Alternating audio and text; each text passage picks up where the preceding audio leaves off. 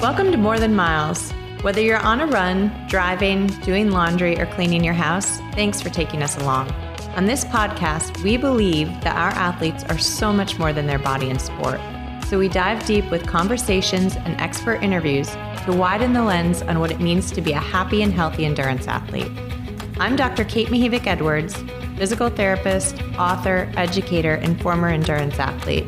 Through 12 plus years of successfully treating thousands of frustrated athletes and navigating my own health struggles, I've learned so much, and I really can't wait to share it with you. And I'm Dr. Kacy Sinders. I'm a physical therapist, runner, and advocate for mental health and endurance sports. As an athlete myself, I understand the endurance athlete lifestyle and the impact that injury can have on our daily rhythm. I'm also known for my T-Rex costume and Wiggle Wednesday series on Instagram. Our goal is to always keep our athletes healthy on and off the road. As a wise woman named Pink once said, let's get this party started. Today, Kate and I are really excited to talk to Dr. Bridget Belyou. She is a dentist mom and accomplished runner. She ran in college at the University of Georgia, where she qualified twice for NCAAs, competed at the 2011 USA Track and Field Championships, and in 2010 was the 10,000 meter SEC champion. She qualified for the 2020 Olympic team trials in the marathon, which, as you all remember, was held here in Atlanta, Georgia. Her son Maverick was born in December. We're talking here in May, so about 5 to 6 months at this point. And she's been working her way back to competitive running. And both Kate and I have had the pleasure of being a part in that journey. So welcome, Bridget. Thanks for having me. Yeah, we're so excited to have you. Me too. Is this really your first podcast? Yeah. I listen to podcasts like daily, and this is the first one that I've been on. Well, we're so glad it's ours. Me too. Yeah. We are truly honored. Truly honored. So we love to start out by just hearing your story. So we really want to hear, how did you get into running and what is running to you in your life? Ooh, how I got into running. I played soccer my whole life from the time I was like 5, played competitive soccer all through middle school, high school. I really liked the running part of soccer, and I was probably way better at running than I actually was at soccer. So I think, I could just be like left on the field to run around. I didn't have to actually like be skillful. So I joined my high school's cross country team my sophomore year of high school and just ran cross country in the fall, played soccer in the spring, and then soccer year round for my club team. Looking back, I had a really awesome high school coach who just like fostered a love of running for a lifetime and not just like in that moment. I decided that I wanted to try and run in college. So I actually walked on to Georgia's team instead of pursuing anything else. So I wanted to go to the University of Georgia and then just walked on to their cross country team. Wow. And so that's a pretty big deal, especially at the University of Georgia. Yeah, I definitely wasn't good enough to be on their team. I'd won some local races for my high school. I think I was like 3rd at state my senior year. When I got to Georgia, it was a little bit of a shock how good everyone was. That's all right. But it sounds like you really got into it and started doing really well there. Yeah, I definitely was more like late into running. Like it wasn't something I was serious about early on, which looking back helps now. For whatever reason, had like a series of good coaches. My first coach at Georgia was lenient on letting freshmen and sophomores develop as they would, instead of putting a lot of pressure on them. And then I had a new coach my 3rd year there, Coach Pig, who was an awesome coach. And for whatever reason, when he came along, something shifted in me and I started becoming more competitive and ended up earning a scholarship my last couple years there. That's awesome. Yeah, that's so awesome. Must have been so competitive and such an interesting environment to walk on at such a highly competitive SEC school. Yeah, I guess. Yeah, I didn't think about it. I was just like along for the ride. I was super excited. I got to like travel as part of like the 10-person team to some of the first cross country meets. I didn't score for the team. What is it about running what do you like about it? What draws you to it? Oh, I think you can always search to be better. There's no like end goal. It's always like, how good can I be? And then you get there and you're like, but I could probably be a little bit better. And you try, it's just always figuring out how good you can be. That's an addicting part to it and a good part about it. Very addicting. Yeah. Yeah. Which could be good and bad. Yeah. Right. No, of course. Absolutely. Yeah. And then what kind of things are you thinking about out there? So when you're training for a marathon, what's going through your mind? Oh, gosh. I think it just depends on the day. Running means so much to me. So there's so many different things that it could be. It could be like, I need time with my friends, like time to be like happy hour, you go for a run with your friends and it's like you spend an hour with them talking. Or it could be like, I just really need time alone to think. You don't have music, you don't have a podcast, you just go and run on the trail by yourself.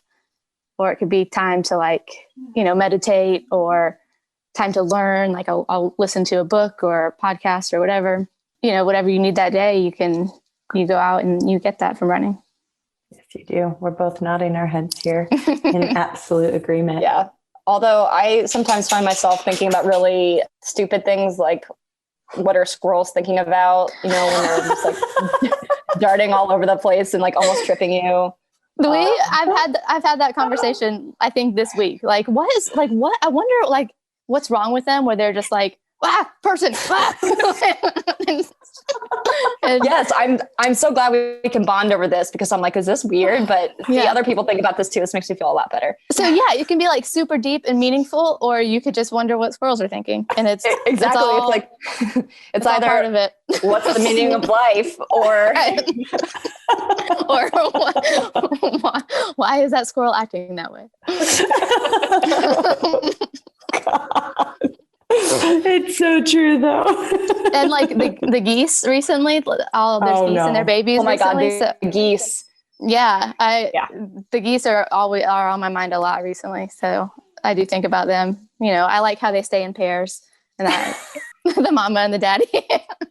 See, I'm terrified of geese. Whenever I saw geese, I would run in the opposite direction. I think I've even said this before. I don't know why geese keep coming up, but I would run in the opposite direction and add 5 or 6 miles if I had to, because I did not want to go around the geese. They terrified me. Especially if there's babies, then they're scary. Yeah.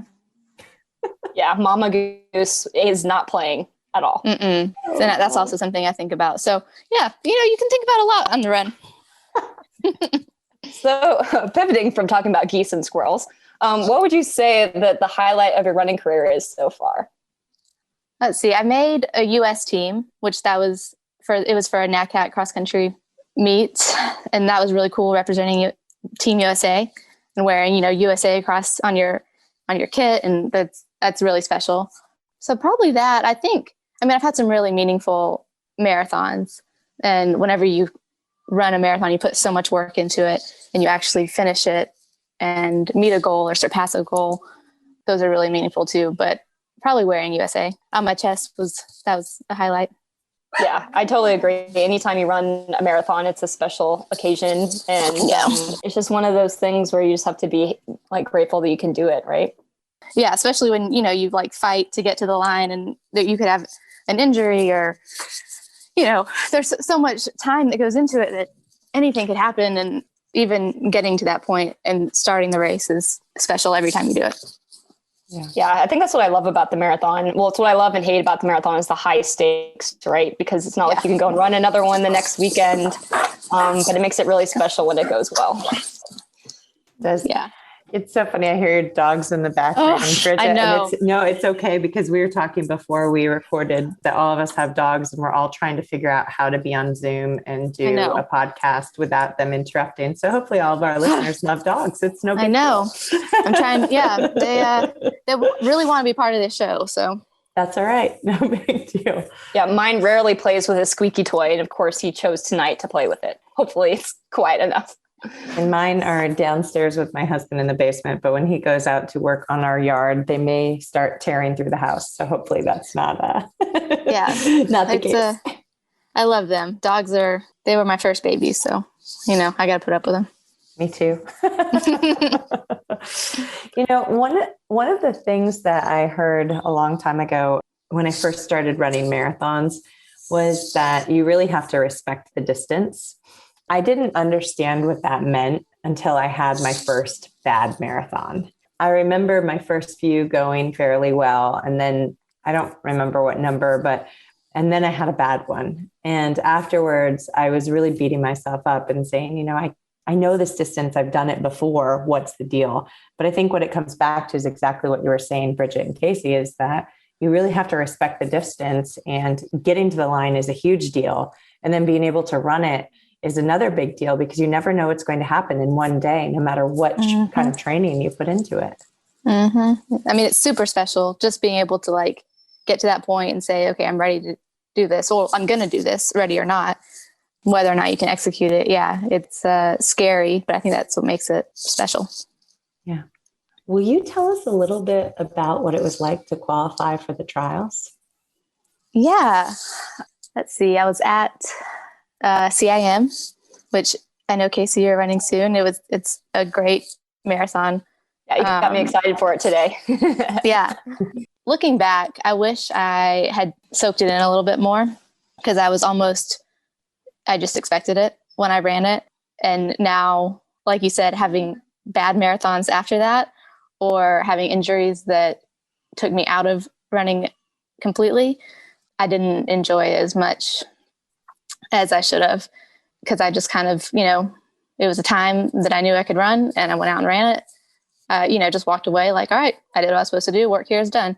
But now, like, having qualified, and I didn't get to end up running the race. Yeah, I wish I would have soaked in a little bit more, because it was a really special race where a lot of people qualified, and there was a lot of excitement around it, and I should have, joined in on that a little bit more. Yeah. Qualifying is obviously a huge accomplishment, but your victory lap is the trials. And gosh, it's just so, I know it really sucked not to make it to that starting line. Yeah. Yeah. But I mean, again, that's part of the marathon. You spend all this time running, and it puts wear on your body, and that's what it did to me. And there's no guarantee, for anything, especially running a marathon, that you're going to make it there healthy or make it there at all. So yeah, I got the bad end of that stick for the trials. Yeah. But I want to quickly turn this into a positive, because I know that Kate would agree with me in that you were looking stronger and better than pre-baby, especially when we met, during sort of that time of injury leading up to the trials. You're looking fantastic right now. And I know Kate and I are really excited. I'm sure you're more excited than us because it's you, but we are. I don't know about that. We are jazzed about this. Yeah. No, I'm a firm believer that things work themselves out, and it wasn't my time to run that race, and that's okay. I'm good with it. And I'm excited to be healthy and where I am now. And the things that I have in my life now were all because I didn't run that race. So I'm good with it. That's great. And you really, I think the other day, I don't know if it was last week or the week before when I saw you, we were really just celebrating how incredibly strong you've gotten. And I really do think that now you're probably going to be a much better runner than you were before you had MEV. Yeah. I really do. I think so.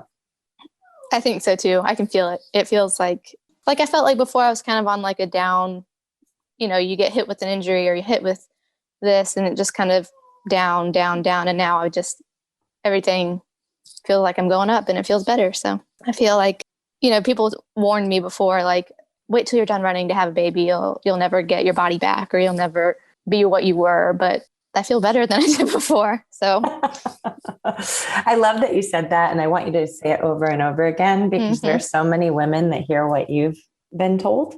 I know. And I just said it to somebody the other day. I was like, tell her not to be scared. Like, go for it. Yeah. So tell us a little bit about what it was like when you were pregnant running. Well, I know. But let's just talk about it, because we really want to hear the postpartum and kind of your recovery and all of that, but give us a little glimpse, because again, I think it's so nice for women to hear from other women that have done it before. I think I was lucky to have the injury I did right before I was pregnant, because it gave me just a completely open mind. I did not go into pregnancy thinking I'm going to run 70 miles a week. I'm going to, run 10 miles a day. I'm going to run 7-minute pace. I just went into it like happy to run whatever I could run. I think that freedom did allow me to enjoy running while I was pregnant, because one day you can run 8 miles and feel great. And then the next day, like I was walking more than I was running. I was just thankful for any mile I could have. And then being able to run, I think I ran until I was 38 weeks. Yeah, you ran for a long time. Yeah. A lot of that was run walking. Like, I'm not going to claim that I ran 8 miles when I was 38 weeks pregnant. No, I walked a minute and ran a minute, walked a minute, ran a minute. It was really hard. I mean, you're carrying, everything that goes along with pregnancy. You can't breathe. You're carrying all this weight and it feels super uncomfortable, but just the benefits of it way outweigh any uncomfort. You get outside to enjoy the day and just feel like you're doing something for yourself and for your baby to keep you healthy. So it was just a huge blessing for me to be able to do that. Yeah, I love this idea of not putting expectations on it. We do see things either in, whether it be social media or articles of one woman's experience, and everyone's going to be completely different. And even it could be different between pregnancies too. So I do think that injury was good for you to help kind of lower expectations and just be happy to be out there. Oh yeah, for sure. Cause I've still would look at other people and be like, man, she's still running right now. And she didn't even have to like take a walk break. And I stopped to pee 4 times in 1 mile. Like, so I feel like it's just like in us to like fall into that comparison trap. So just having an open mind was what I kept trying to go back to. So what about now when you're returning? I mean, you're really far along the spectrum, but when you first started running again after you had your baby, what was it more difficult? Was it easier than you expected? What was that experience like? I think it was easier than expected. I want to say it's just because I ran and exercised all throughout pregnancy that the whole recovery process was easier than I expected. I did not start off like, okay, I'm going to go run 4 miles. My coaches wanted me to run for a minute, walk for a minute, run for a minute, walk for a minute, mostly just to make sure that I'm concentrating on my form and not letting anything break down or anything like that. It wasn't meant to like, all right, had a baby, like go out and hammer these miles. It was really like strategic and a comeback that you guys, we discussed a lot and my coaches and I discussed a lot. So it was very planned and very intentional. Yeah. And you knew a lot before we went into this. You really did your research and we talked a lot before that transition back. Yeah, it wasn't like, let's go out and see what happens. It was very planned. Yeah. Which is good because I've done the route where I just like put my head down and run or work and see what happens and see how far I can get. But that was not my intention this time. I really wanted to take it step by step and have a planned execution of where I want to be. Yeah, I love that. And I think that's a piece that a lot of women can take away from this conversation, whether they're a professional runner or not. If you make a plan and you do your research, talk to the right people, you can really come back really strong. You don't have to have a bad time of it if you have a plan going into it. Yeah, I agree. Understanding the changes that happen to your body and happen to your mind, happen to your life, like how it plays a role in your day to day, like just having all of that built into a plan is, I think, or, it's into your intention of wanting to run or work out or whatever it is you want to get back to is important. Yeah. I don't know if y'all can hear my dog. Sorry. She's barking in the background. She wants to be part of our show. She definitely does. She has a lot to say about running postpartum. She does. She does. Yeah. So I need to know, how are the dogs adjusting to the baby? This is really important, hot hitting information for me. That was something that was also like, we need to figure out how to do this right, because we have 3 very big dogs that have never been around kids or babies. They're not puppies, like they're older, and we had to figure out, all right, we let them sniff a baby blanket. Okay, we let them sniff him in a car seat carrier, step by step by step. And now they're great. He rolls around on the floor and they just watch him. So you need a return to running and a return to dog interaction plan. Yeah. You need to, you got to know what you're doing. Right. My dog used to sit on the couch and look out the window. And so it was really, I have this great picture of Andy and my dog Austin. And Andy was crawling up on the couch, staring out the window, and Austin was just looking out the window next to him. And it was so cute. And it was like that for a long time. And he used to walk around sniffing his head and oh my gosh. But I think you're right. It's hard to introduce to the family. And my dog, I don't know about yours, didn't really like the idea of any other additions, but he ended up doing great. Yeah. Yeah. Ours they think they're lap dogs. And anytime that we sit down, they think that they sit in our laps, or so they try and sit on the baby, which isn't great, but we're working on it. Mav is going to be great with dogs. I know. Oh, I think he's now starting to realize that there are dogs around him, and his eyes are so wide watching them around the house, which is really cute. But he's starting to realize he lives in a zoo. That's all right. Well, he doesn't know any different. And that's no. Yeah. How does he like running in the stroller? Have you done that much? No, we're waiting until he can sit like unassisted, I guess, and sit up pretty much. So I feel like he's almost there. He can sit up now, and I'm looking forward to our first stroller run. He does love his walks, but he's in his little like car seat carrier that hooks into the stroller. Yeah. But he's just about big enough that he can go for a run with me. Oh, that's good. I can't remember. That's how bad it is. Andy's 7, and I can't remember when we started actually running in the stroller. I had him in the stroller the first week, which I'm not sure that was safe, but I had to get out of the house. Oh yeah, no, he definitely goes in his stroller. It just like his little car seat carrier clicks in, which I feel like I could run with that, but I don't know. Yeah, it's probably not advisable, actually. No, it's okay. So many things that I'm like, oh, I shouldn't have done that. No, I'm just kidding. You totally can if you want to. You're strong enough. So what's been the most difficult part of coming back? Oh, I would say sleep, because I love my sleep. But I think it's more like guilt. I guess guilt is the right word. Oh, and I don't know how to say this right, because I feel guilty for leaving him and having someone else look after him, or just leaving him in general, even though I'm a huge advocate of, and my husband is too, of like, he's a parent. We're 50-50. It's not like mom does everything. No. But at the same time, I feel guilty for running and leaving him for someone else to take care of him when I'm just like going out for a run. When I know I should not feel like that. I know that it's important for me to feel my best, and you can know all the right things, but you still feel differently. So I think that's probably been the hardest part. A lot of women struggle with that. I struggled with that when I would have a babysitter, and I struggled with that when I went back to work and worked a lot. Mm-hmm. And there was actually an article, this probably won't help at all, but there's an article that in the New York Times a few years ago that said, it's not the amount of time you spend with your kids, it's the quality of time you spend with your children. Mm-hmm. So it's the doing all of the being with them and being present in the moment that matters the most. Yeah. And with mom guilt, that doesn't really help, because you already know that right. you should be running and taking care of yourself. But yeah. I did hear that, and it at least helped me. Yeah, it is true. That's a good thing to remember. Of course, in your mind, I cannot spend every waking hour just solely focused on this one thing.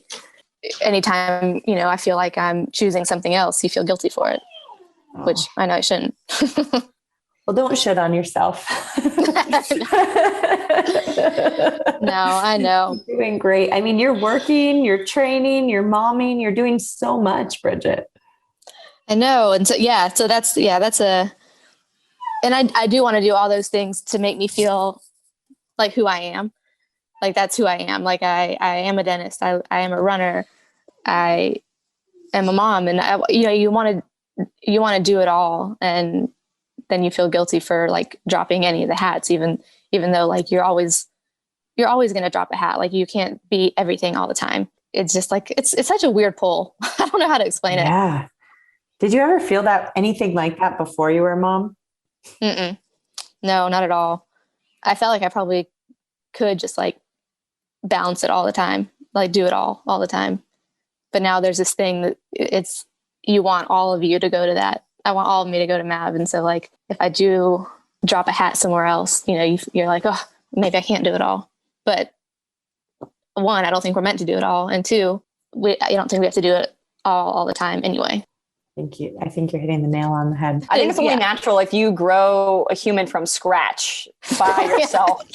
You're going to have that connection with this other human. It's just different from being a father. It's just different. Kacy, you're so right. Yes. I mean, it is something else, isn't it? Just to have that whole piece, whether you're loving it in the moment or not, it's there. And that connection is definitely real. It's true. I mean, you're totally crushing everything right now. I know it feels like a lot, but do you have any advice for moms who want to return to running after pregnancy, since it seems like you've done this whole thing pretty well? This is hard for me because I like to have like a plan and a schedule. Give me what I'm supposed to do and I'm going to do it right. I'm going to do it that way. But you really have to listen to your body. Like you really have to pay attention to what feels right and what feels like too much. And I think that's probably the biggest key in getting back to running is just, you really have to listen to your body and not just say like, well, my plan says I'm supposed to run 4 miles and by the end of 2 weeks. So by God, I'm going to run 4 miles in 2 weeks. I mean, I already had I had a little setback, a couple weeks into running that I was like doing too much. I need to take a step back and I'm going to bike an extra day because I'm just not recovering in between these runs. And every run feels like it's all out. And it took me a little while to realize it, but I finally realized, okay, I don't feel like the runner I should feel like. I don't feel like the person I should feel like. And this is really, really hard right now. So take a step back. And so how do you feel now? Like I mean, we touched on it a little bit, but how do you feel running and what is the difference? I feel strong running. I don't know if it's like the mom strength or whatever, but you hear about that, but I feel like I got this, like I feel strong doing it. So it's a cool feeling when you feel like you doubt your body for a long time, whether that's from injuries or, pregnancy, like, can I do this or can I keep doing this, to come back and feel strong. It's amazing. Yeah. You are strong. Thank you. You're welcome. I was wondering if you could talk a little bit about what you're kind of working towards now. Yeah, I was hoping to get on the track this spring, knowing full and well that it was a quick turnaround. That had me racing 4 months postpartum. I struggled a little bit coming back, just trying to do a lot. So track went off the table, and I'm shooting to run a Peachtree road race in July, and probably some other road races late summer. And then the goal is to do the Chicago Marathon in the fall. Yeah. Pretty good. I think mom strength is real, and I think we're really going to see it this year from you. So I'm really excited. I hope so. I really hope so. I think so too. We're going to be 2 of your biggest cheerleaders of all time. In case you can't tell. Yeah. We're going to have signs with your face on it. God. Oh no. Maybe just signs. We can leave the table. All right, fine. We'll make t-shirts instead. Yeah. Oh my gosh. I did love, I don't know if y'all saw this at the trials, people had, I think it was Molly Seidel's, her face everywhere. Oh, I did love those. I thought they were hilarious. I think I would be way distracted if I saw my face floating around. I don't even know the logistics of creating one of those signs, but I fear for humanity when I do. Oh, no. Also fear for humanity. I really hope it's not my face when you figure it out. I mean, I think it might be Bridget. It might be. I mean, we'll just have to see. Oh, no. Well, I love y'all. Thank y'all for the support. It means a lot. Yeah. Well, we really love you too. And we're so happy that you came on this podcast and talked about your experience. And you just had some really valuable advice and insight that I think will help a lot of other women coming back from pregnancy. And just, even if you've never been pregnant, a lot of what you said happens to many runners at different points in their career. Yeah. Yeah, I think so. I hope so. I hope people listen and can resonate with something. So people want to follow along on the mom strength journey. Is there any way that they can follow you? Mostly on Instagram. I think it's B_Lyons is my Instagram. I think I'm on Facebook too. I don't do a whole lot on Facebook. That's pretty much it. Yeah, I'm not huge on like the social media presence, but I'm working on it. So hopefully people can follow along. Yep. And then what about the Atlanta Track Club series that we were recording? Yeah, Miles to Motherhood. It's on YouTube. It's on the Atlanta Track Club Instagram page, Facebook page. But they did just to follow along during pregnancy and now postpartum that kind of dives deeper into the journey. Great. Well, we'll definitely share those in our show notes. Yeah. Well, thank you so much, Bridget. This has been so much fun. Yeah, thank y'all. Thank you for joining us today. We're so glad you're here. If you love this podcast, please show us some love and write us a review. We're totally serious. Write us a review and subscribe wherever you listen to your podcast. It really helps us to increase the visibility of our show and reach more endurance athletes everywhere. And remember, the training is so much more than miles. See you later. See you later.